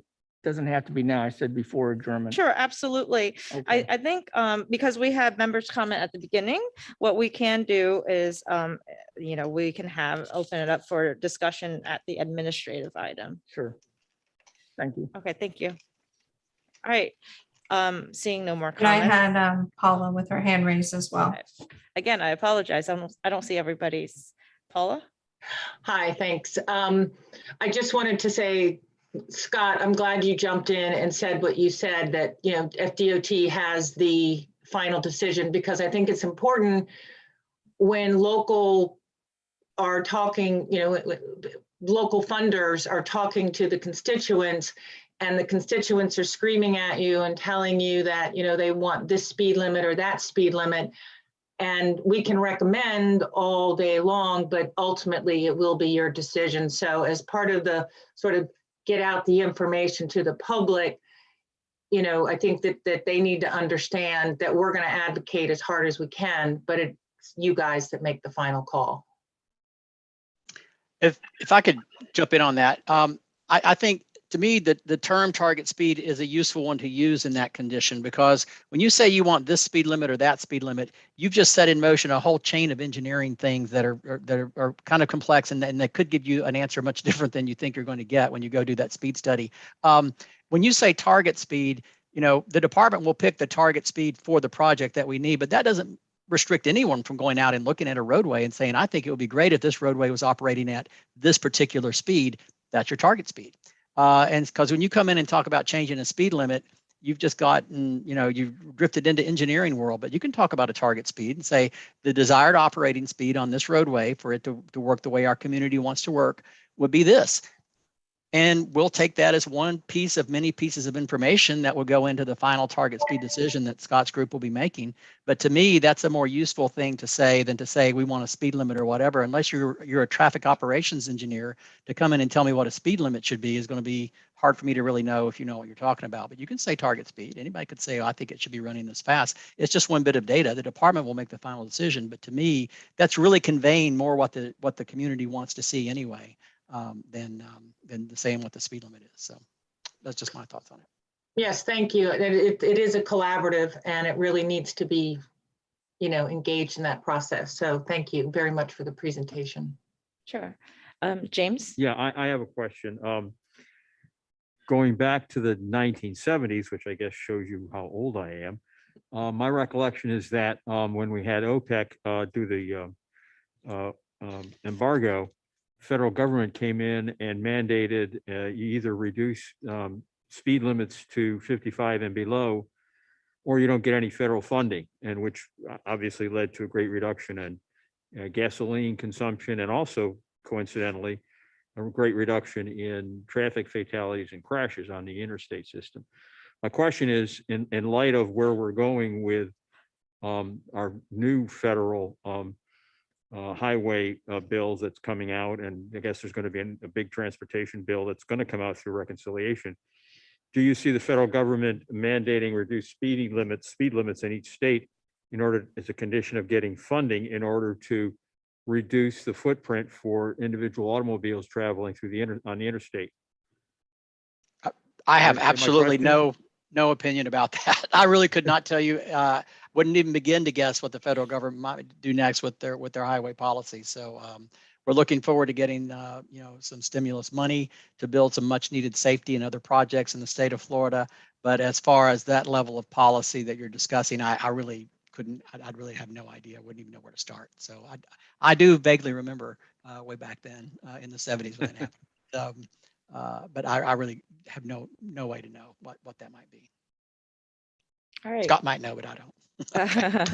No, that is way above my pay grade. Yeah. Well, thank you so much. Really appreciate the presentation. This is an information item. If there's no more comments, we'd like to move to the next item. Okay. Thank you. The last information item is the Strategic Intermodal System, SIS, Policy Plan Update. Christine Francisca. Sorry, Madam Chair, we missed one. Oh, I missed one. I Oh, apologize. I'll be quick. Oh, I know. I'm sorry. It's the pedestrian bicycle quarterly fatal crash analysis. Great, thank you. And I'll be quick. I know Christine Francisca is here from FDOT for the next presentation. I want to give her enough time because I know we're running short here. So what this is pedestrian bicycle quarterly fatal crash analysis. And this is for January 2021 to June 2021. So we're looking at a little bit more than a quarter in this first half of 2021. And really what this is something that was a TPA board direction for us to consider starting to do. And then this was an action that was presented by Jessica in our Vision Zero action plan. So this is one of those actions that we were starting to report on. And why we're focusing directly on these pedestrian bicycle fatalities, because they make up a disproportionate share of the total fatalities out there when you compare the fatalities of pedestrian bicyclists to the actual people on the using our roadway system. Because they're under 5% of our mode split, but they make up 27% of our total fatalities. And really what these are is they're supposed to be pretty high level.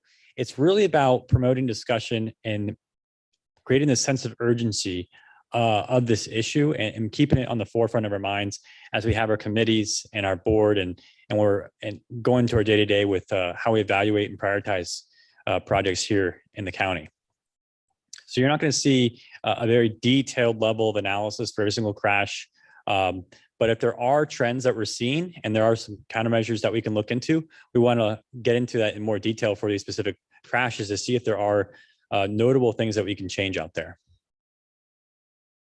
So for the summary for this first half of the year, these are all the ones that we were able to get reports for so far from the crash database system that we use at the statewide level.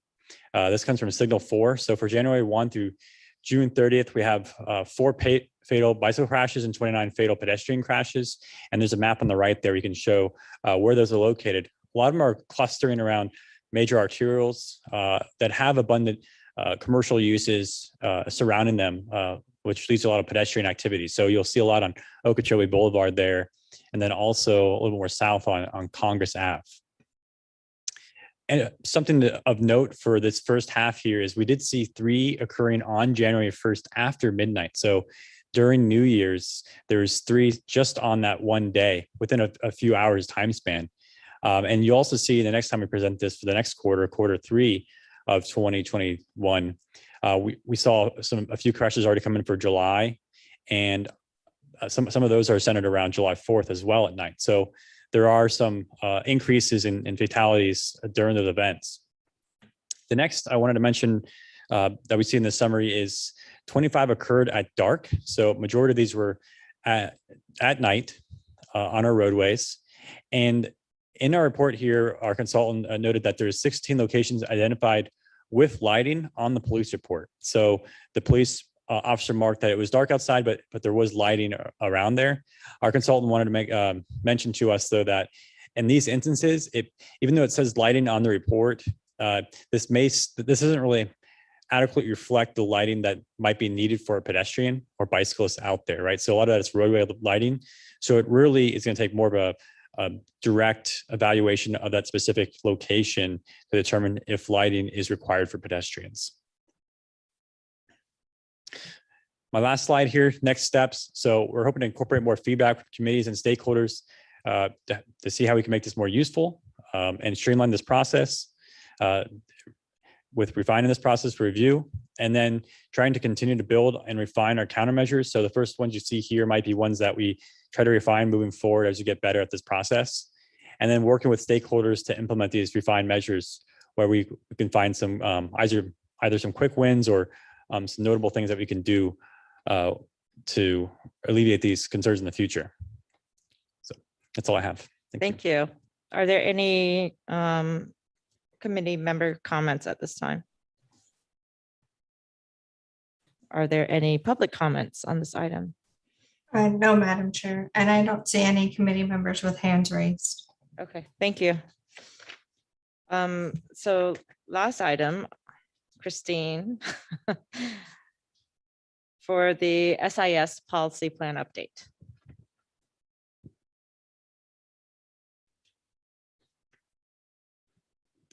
Thank you. Good afternoon. I'm Christine Fasiska. I'm the Transportation Planning Manager for FDOT at District 4. And I'm really excited to be here today and appreciate the opportunity to share with you the SIS policy plan update. So if you're not familiar, as Dwayne had mentioned earlier, we love our acronyms, and SIS stands for the Strategic Intermodal System. So my goal today is to inform you about the purpose of the plan, why it matters, highlight the plan elements and emphasis areas, discuss the proposed focus areas, but most importantly, to get your input and initial feedback. So the Strategic Intermodal System is a statewide network of high priority transportation facilities, including the state's largest and most significant airports, spaceports, public seaports, freight rail terminals, passenger rail and intercity bus terminals, rail corridors, waterways, and highways. Florida established the SIS in 2003 for many reasons, all of which are still relevant today. The primary reason was to help meet growing demand for moving people and freight on all modes as our population and economy continued to expand. The SIS was envisioned to support Florida's economic competitiveness by connecting our regions to markets within our nation and worldwide. Many industries require access to multiple modes of transportation, providing seamless flow of both people and goods. In addition, the SIS was intended to support the state's community planning goals by focusing transportation investments on existing transportation hubs and corridors, so we can maximize the use of the existing system. And finally, the SIS was intended to focus our essential state resources on those transportation facilities most critical to Florida's economy and quality of life. Florida statute requires the department to update the SIS policy plan at least once every 5 years following the update to the Florida Transportation Plan. The plan's developed by reviewing the most recent FTP goals and objectives to ensure the SIS policy plan is consistent with the FTP. In addition, the process considers current trends and conditions, including applicable performance measures, to ensure the plan addresses key issues and opportunities for the SIS. The process requires collaboration and input gathered through various partner and public outreach efforts, such as partner briefings, social media outreach, virtual outreach, and surveys. The 35-member steering committee that guided the update of the FTP in 2020 is assisting with the update of the SIS policy plan this year. A public comment period will accompany the draft final plan, Following the public comment period and final management approval, the final plan will be adopted. And later in the presentation, I'll show you the specific schedule for the SIS update. The SIS is made up of two basic components: SIS facilities, which meet high levels of people and goods movement, generally supporting major flows of interregional, interstate, and international trips, and strategic growth facilities, which are smaller in nature and generally are designated to support niche markets, underserved geographic areas, or other unique economic communities. And the SIS includes three types of facilities: hubs, such as airports, seaports, and other types of terminals; corridors, such as highways, rail lines, and waterways; and connectors, which link the hubs and corridors, or hubs to other hubs, and military access facilities to corridors. So statewide, the SIS includes a variety of these facilities. We have 18 commercial service airports and 3 general aviation reliever airports, 2 spaceports, 12 public seaports, 7 freight rail terminals, and 1 intermodal logistics center. We have 15 interregional passenger terminals, rail or bus. We have 2 urban fixed guideway transit corridors, including the Tri-Rail and Sunrail. We have 9 military access facilities, nearly 2,200 miles of rail corridors, 900 miles of waterway corridors, and more than 4,400 miles of highway corridors. And this map shows the facilities currently designated as part of the SIS within District 4. Although the outline of the plan has evolved over the years, the SIS policy document generally addresses and includes the following topics. It defines objectives for how we plan and manage the SIS, consistent with the broader goals of the FTP. It outlines focus areas for the SIS that are to be addressed over the next 5 years as part of the plan update. It sets forth policies or strategies directed towards these objectives and focus areas. And lastly, it sets forth implementation guidance on how to carry the plan forward. So here are the current objectives in the 2016 SIS policy plan. These objectives are still correlate to the current FTP goals related to mobility, transportation choices, and economic competitiveness, and represent the longstanding framework of the SIS in its original intent. The 2022 SIS policy plan will look at these 5 focus areas. Safety. How does the SIS, as a key element of the state's transportation system, contribute to our vision of eliminating fatalities and serious injuries on Florida's transportation system? Resilience. How can we reduce vulnerabilities of SIS infrastructure to risk, including extreme weather, sea level rise, coastal and inland flooding, wildfires, and extreme heat? Technology and innovation. How do we prepare the SIS for emerging technologies such as automated, connected, electric, and shared vehicles? Urban mobility and connectivity. How do we address the impact of congestion in both major and developing urban areas on the efficiency and reliability of the SIS for interregional travel, especially in areas where there are limited options for adding capacity to the SIS or limited modal alternatives to SIS highways? And then lastly, rural mobility and connectivity. How can the SIS support rural revitalization and economic development and facilitate emergency evacuation and response while supporting environmental stewardship goals and community visions? So within those 5 focus areas, the SIS policy plan will identify 3 sets of SIS-related policies. The designation policy, where we'll ask which types of facilities are a statewide significance and should be part of the SIS, and what criteria should be used to designate these facilities. And then the needs and prioritization policies, where we identify what types of investments should be funded through the SIS program and what factors should be used to set priorities. And then also planning and collaboration policies, where we ask, how should we work with MPOs, local governments, modal and other partners to accomplish the SIS objectives? So today I'll only focus on one of the focus areas. It's the fourth area, urban mobility and connectivity, and would like to gather some input from you all. The key issue here is the impact of congestion on the efficiency and reliability of the SIS and the ability of the SIS to play its role in supporting interregional travel. More than 86% of all delay on the SIS is focused in the 7 largest MPOs. And the Palm Beach TPA and the Broward MPO are 2 of those 7 largest MPOs, and those are the 2 that are in our district. Total delay on the SIS highways in these 7 largest MPOs is higher than it was 5 years ago. Congestion can impede the flow of interregional trips, particularly in urban areas where there are limited options for adding capacity to SIS corridors and few modal alternatives, either for through trips or for local and regional trips that currently use the SIS. And because this is a complex issue, and as we think about the solutions, we need to keep in mind that the statutory purpose of the SIS is to support statewide and interregional travel.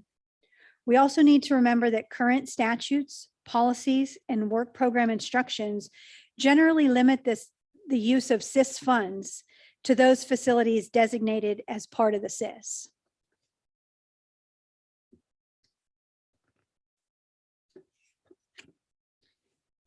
So with that, some of the potential policy changes being considered to better address SIS mobility and connectivity in urban areas are shown here on this slide.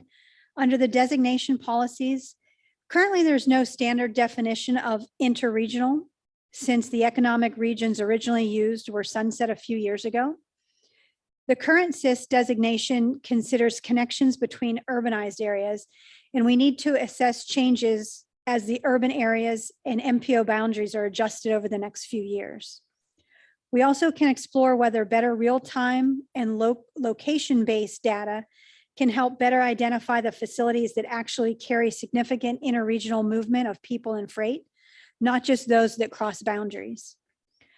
Under the needs and prioritization policies, consideration is given to redefining capacity projects to include mobility and reliability improvements, such as the use of TSM&O or transportation system management and operation strategies.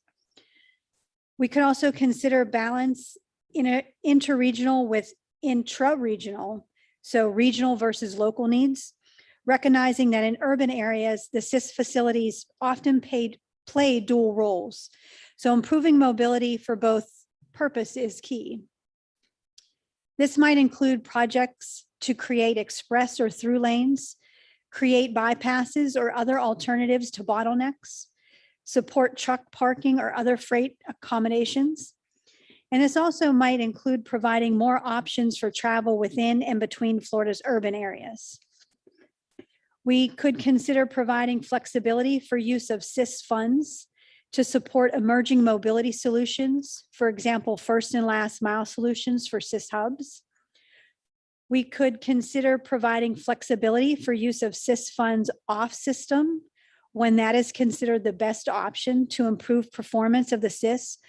For example, if a SIS corridor is heavily congested and there are no viable options to add capacity to that corridor, we could use SIS funds to improve a parallel arterial or transit corridor if that improvement would pull local trips off the SIS and preserve that capacity for long distance travel.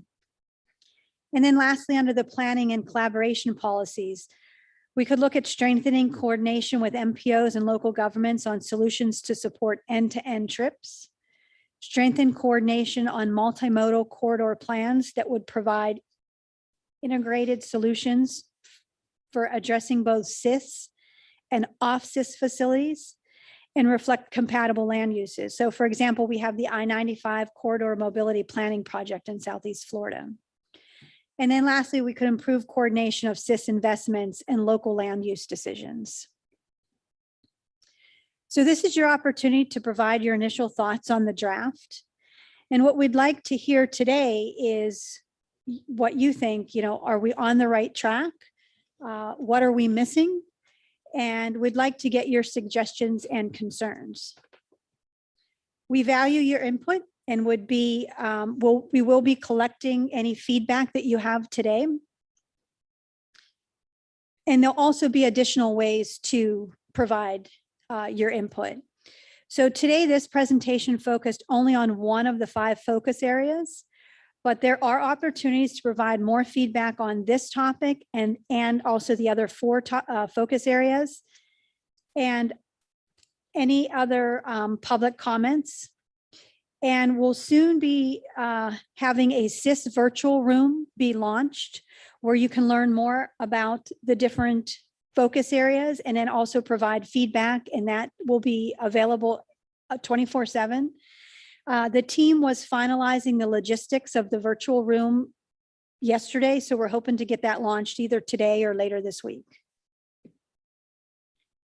And as I mentioned earlier about the schedule, right now targeted outreach is happening through October, also as the draft policy plan is being updated through November of this year.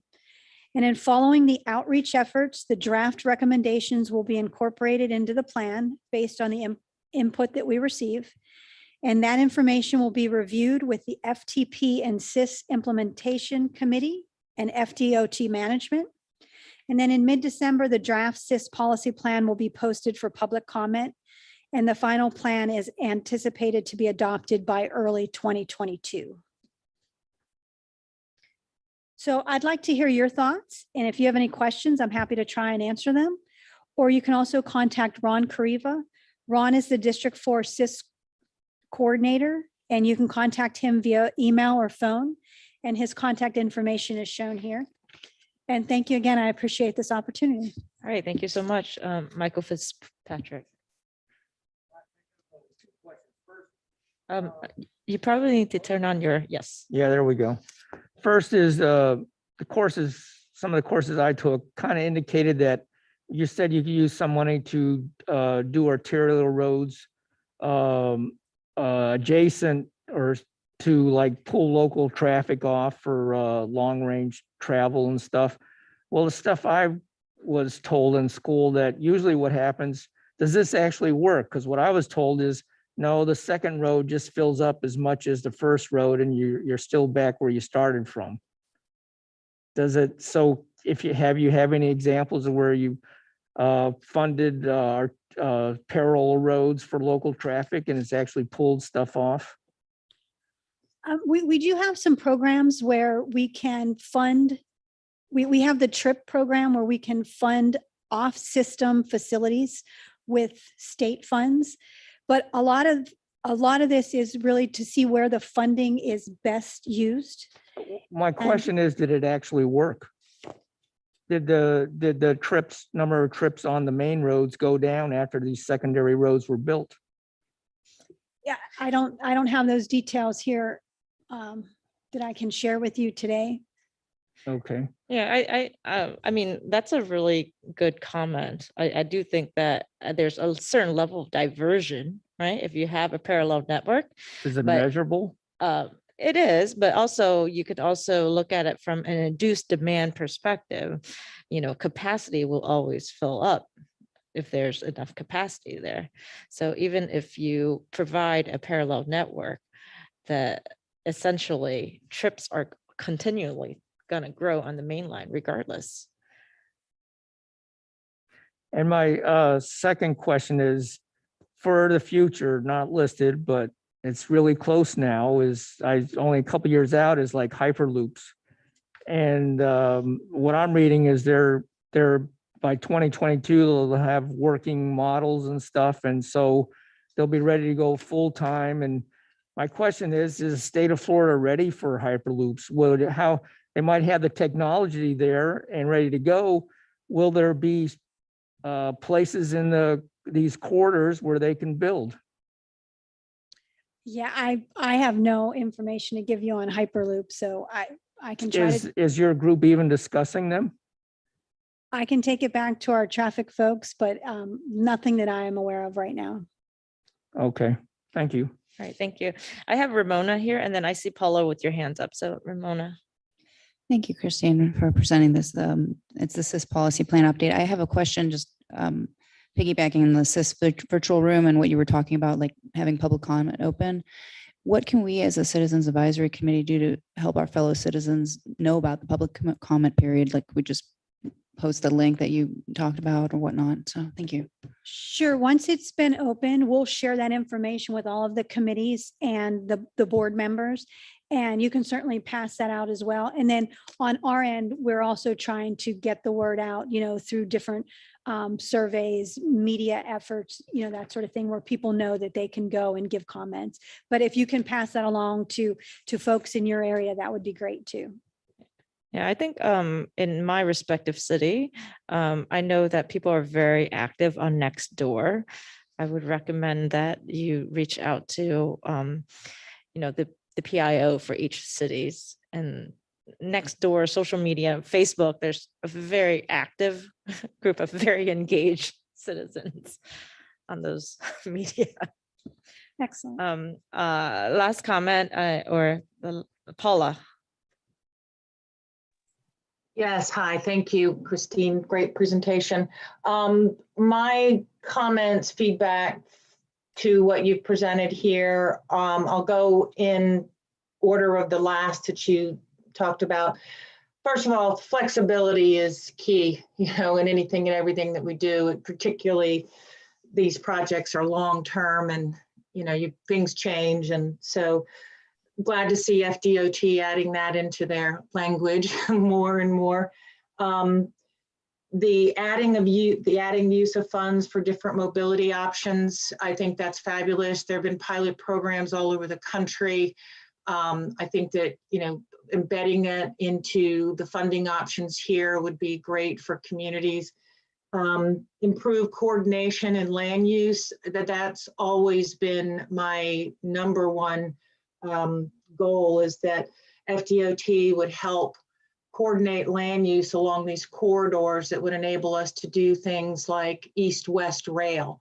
The real impediment to getting people off corridors or off major arteries is just not having any other option but to get into a car. So if we can look at how land use can be incentivized, so to speak, on the front end with the local municipalities, where FDOT takes the lead and says, I understand that, you want to see rail or alternative mobility, but you've got land use in one town, Green Acres, Palm Springs, I'll just use, Palm Beach County, and not everybody has the same policies. So I think that is probably the biggest piece that will get us to alternative mobility options, is getting local government funding incentives to coordinate land use policies. And then you also talked about the definition of CIS. That's great. Changing it, adding it, expanding it to incorporate what we've learned and what we see, for today and the future. So those are my comments. I hope they're helpful. And I appreciate, the work that you guys are putting into this. And thank you. All right. Thank you. Thank you so much. I don't see, Margie, are there any public comments on this item? No, Madam Chair. Okay, and I don't see any other members with their hands raised. Thanks, Christine. you. Yeah, it's very difficult, but you can do it. So at this point, I'm going to turn back to members' comment as requested by Michael Fitzpatrick earlier. Thank you. I got about 3 paragraphs. First one is a little historical background to give context, perhaps. I believe it was November 1942 when the U.S. Army invaded North Africa in Operation Torch. After the front was stabilized, Churchill, Roosevelt, and staff met in Casablanca to plan out how to destroy Nazi Germany.